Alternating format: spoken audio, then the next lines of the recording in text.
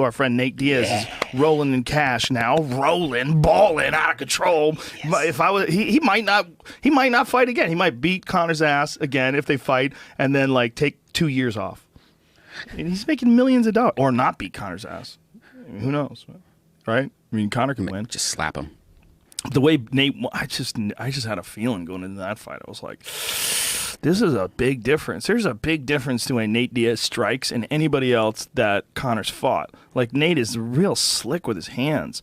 He's real good at shoulder rolling. He's got a nasty jab. He drops his hands and sneaks stuff in on you. He knows how to like throw punches too with like minimal wind up. He knows how to pop you, and those ding you, man. He dings guys on the chin.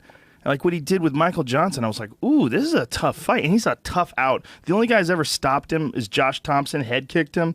And when Josh Thompson head kicked him, like he still didn't go out. He got rocked, but he's fucking tough, man. I was like, ooh. And if it goes to the ground, oh, that's the wrong guy. Nate Diaz is the wrong guy to go to the ground with. He's a legit black belt, a really high-level black belt. And I knew Conor had gotten submitted by Joe Duffy.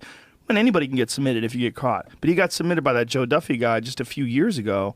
And Joe Duffy's a very talented fighter, no doubt about it. But Nate wouldn't have got submitted by that same guy. I highly, highly, highly doubt it.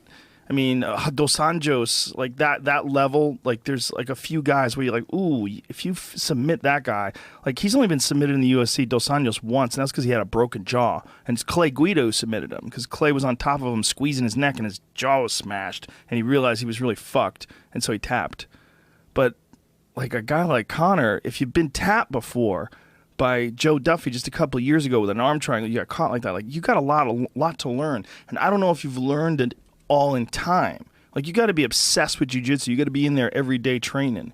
And I didn't think he did. I didn't think he was that. I thought it was more of, like movement and striking and all that stuff. And I know he was doing some jiu-jitsu, but it's not like the primary focus. So I felt like, oof, that's a big, deep-end fucking jump. He might knock him out. I mean, Conor can knock out anybody, but he didn't. So now that he didn't, and now that Nate knows he didn't, and now they're going to go into the second fight, and Nate's going to have a full training camp, ooh, good luck. What's the benefit of this second fight for Conor? Just cash money, that's baby. That's what I thought. Through the roof, cash money. Outside of that, is there any good Well, benefit? he could always go down to 145 again. He's still the champion at 145. But the amount of money a Nate Diaz Conor McGregor rematch makes is going to be off the fucking charts.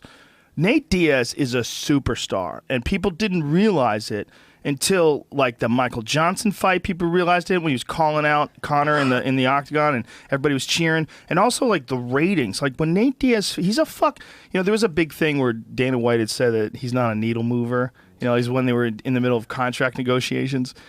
He couldn't be further from the truth. He's a big needle mover. I mean, I love Dana, but that's just contract negotiation talk. Like Nate Diaz is maybe he didn't know. I mean, it's possible he didn't know, but I know.